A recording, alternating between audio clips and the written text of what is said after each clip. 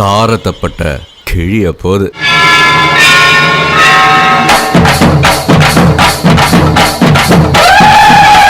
நாங்கள் இப்போ அழகரை பார்க்கறதுக்கு மீனாட்சியை பார்க்கறதுக்கு கிளம்புறோம். இவ்வளோ கூட்டமா இருக்கு. அழகர் வர்றாருன்னா சாதாரணமா எவர் கிரீன் ஹீரோ. எப்ப வந்தாலும் அவரை பார்க்க இவ்வளவு கூட்டம் வரும். அவர் எந்த குதிரையில வர்றாரு தெரியுதா? என்ன கலரு? கோல்டு கலர் தாத்தா. தங்க குதிரையில வர்றாரு. சரி தாத்தா, அழகர் ஆத்துல இறங்கிட்டாரு. அடுத்து இங்க அங்க இருந்து அப்படியே பிறப்பிட்டு வண்டியூருக்கு போயிடுவாரு. சரி ஒன்று செய்வா, நம்மள வண்டியூருக்கு போவோமா? சரி வா.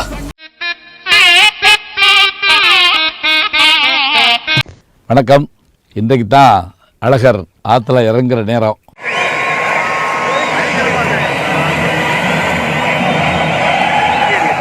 ஆனால் நம்மளை பொறுத்த மட்டும் அழகர் வந்து ஒவ்வொரு முறையும் ஆற்றுல இறங்குறப்ப நமக்கு ஒரு பெரிய மகிழ்ச்சி ஏற்படுது.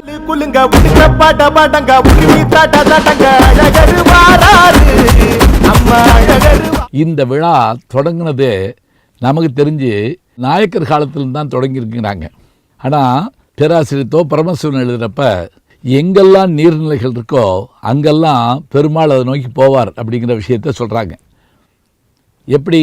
கண்ணபுரம்னு ஒரு ஊர் இருக்குது, அங்கே இருக்கிற பெருமாள் அந்த கடல் நோக்கி போவாராம். அப்படி கடல் நோக்கி போகிறப்ப கடற்கரையில் இருக்கக்கூடிய அந்த மீனவ குடும்பத்து பெண்கள்லாம் குலவையிட்டு அதோடு மட்டும் இல்லாமல் தங்களுடைய முகத்தை அப்படி மூடிக்கிட்டு வரவேற்பாங்களாம். ஏன்னா வர்றவர் மருமகனா. நம்ம ஊர்களில் கிராமத்தில் மருமகன் வந்தால் நேருக்கு நேரம் பேச மாட்டாங்க.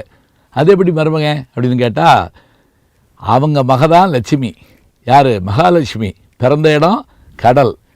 பிறந்த இடத்துல இருந்து நாங்கள் வரவேற்கிறதுனால உங்களை இப்படி வரவேற்கிறோன்னு சொல்லுவாங்களாம். இப்போ பாருங்கள், திருக்கண்ணபுரம் தொடங்கி பல்வேறு இடங்களில் கடல் ஆறு இருக்கின்ற இடங்கள் எல்லாத்துலேயும் இந்த அழகர் வருகின்ற பெருமாள் வருகின்ற காட்சியை பார்க்குறோம். என் மௌரே எடுத்துக்கங்க. முதல்ல தேனூர் மண்டபப்படி தான் இருந்தது. தேனூருக்கு தான் அழகர் வந்திருக்காரு. திருமாலிருந்து கிளம்பி தேனூருக்கு வந்திருக்காரு. இன்றைக்கி தேனூர் மண்டபமும் இருக்குது. வர்றாரு, வந்து குதிரையில் இறங்குறாரு, மக்களை பார்க்குறாரு. பிறகு 3 நாள் மதுரையில் இருந்துட்டு அப்படி கிளம்பி போகிறாரு. இதை பெரும் விழாவாக மாற்றி காட்டிய பெருமை யாருக்கு உண்டு என்று கேட்டால் திருமலை மன்னருக்கு தான் உண்டு. அதுக்கு இன்னொரு சிறப்பு என்னன்னு கேட்டிங்கன்னா, அழகர் ஆற்றுல வந்து இறங்கிறதுக்கான காரணம் சொல்கிறப்ப மண்டூக மகரிஷிக்கு சாப விமோச்சனம் தருவதற்காகத்தான் அவர் புறப்பட்டு வர்றாருங்கிறத நம்ம பார்க்குறோம். அதோட போன வட்டம் வந்து அழகர் தானே இந்த வட்டம் வரப்போகிறாருன்னு யாரும் நினைக்க போகிறது இல்லைங்க.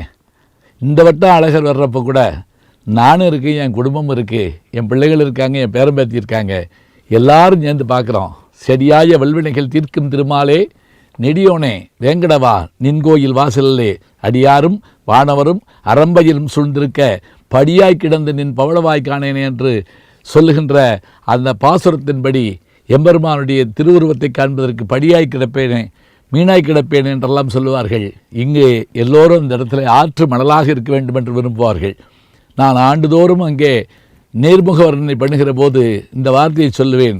அந்த அழகர் ஆற்றில் இறங்குகின்ற இடத்திலே ஆல்பர்ட் விக்டர் பாலம் இருக்கிறது. 130 ஆண்டுகளுக்கு மேலாக அந்த பாலம் இருக்கிறது என்று சொன்னால் 400-500 ஆண்டு காலமாக வருகின்ற அழகரை நம்மை காட்டிலும் அதிகமாக பார்த்தது அந்த பாலமாகத்தான் இருக்கும். எப்படி திருப்பதி படிகள் எம்பெருமானுடைய முகத்தை எப்போதும் பார்த்து கொண்டிருக்கிறதோ அதுபோல இந்த பாலமும் பார்த்து கொண்டிருக்கிறது. அழகர் வந்துவிட்டு உடனே போய்விட மாட்டார், ஆற்றில் இறங்குவார். அதோடு மட்டுமில்லாமல் அவரை வரவேற்க வீரராக பெருமாள் வெள்ளிக்குதிரையிலே மதுரைக்குள்ளிருந்து வருவார். அவரையும் அழகர் என்று சிலர் வழங்குவார்கள். அவர் வெள்ளிக்குதிரையில் வருவார். சில கிராமத்து மக்கள் மீனாட்சி அவங்க அண்ணனை பார்க்க வருது அப்படின்னு சொல்லிக்கிட்டு இருப்பாங்க. வந்து ஆற்றிலே இறங்கிவிட்டு எல்லோருடைய வேண்டுதல்களையும் ஏற்றுக்கொண்டு கையில் செம்பு வச்சு சக்கரை வச்சு மேலே சூடம் வச்சு அங்கனுக்குள்ளேயே உட்காந்து தலையில் முடியிறக்கி அந்த ஆற்றுலேயே குளிச்சுட்டு அவங்க எல்லாரும் கிளம்பி போகிறது. அந்த அழகை பார்த்திங்கன்னா அழகர் மக்கள் தெய்வமாக இருப்பாருங்க. அதான் பெரிய ஆச்சரியம். இவரை பார்க்க நம்ம போய் வரிசையில் நிற்போம், அது வேற. ஆனால் அவரே வந்து நம்ம வீட்டுக்கு வர்ற மாதிரி அவர் வருவார். வந்து முடிக்கிறப்ப பார்த்திங்கன்னா கையில் திரி எடுத்துக்கிட்டு கையில் நீர் பீச்சு எடுத்துக்கிட்டு தோல் துருத்தியில் தண்ணீரை வச்சு அவர் மேலேயும் மற்றவர்கள் மேலே அடித்து ஒரு ஆட்டம் போட்டுட்டு அப்படியே ராமராயர் மண்டபப்படி வழியாக வண்டியூருக்கு போவாருங்க. வண்டியூருக்கு போகிற வரைக்கும் அழகரோட போகிற மக்கள் யார் கூப்பிட்டு போகிறாங்க என்றால் இது ஒரு பெரிய ஈர்ப்பு, ஒரு ஆகர்ஷண சக்தி போல் நமக்கு தோன்றும். அத்தகைய பழமையும் பெருமையும் புராதான மரபும் குலதெய்வ வழிபாட்டுக்குரிய அந்த தொன்மைகளும் அத்தனையும் நிறைந்ததாக இந்த திருவிழா அமைந்திருக்கிறது.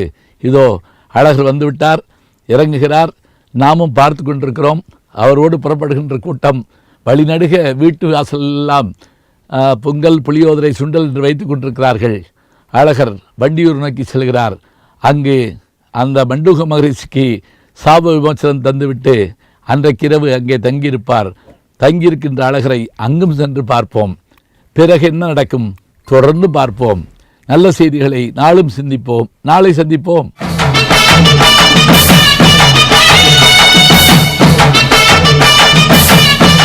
நம்முடைய யூடியூப் சேனலை சேர்ந்து Instagram, Facebook, Twitter, blog, WhatsApp channel என்று அத்தனையிலும் நான் முன்தொடர்ந்து செல்கிறேன். நீங்கள் பின்தொடர்ந்து வாருங்கள்.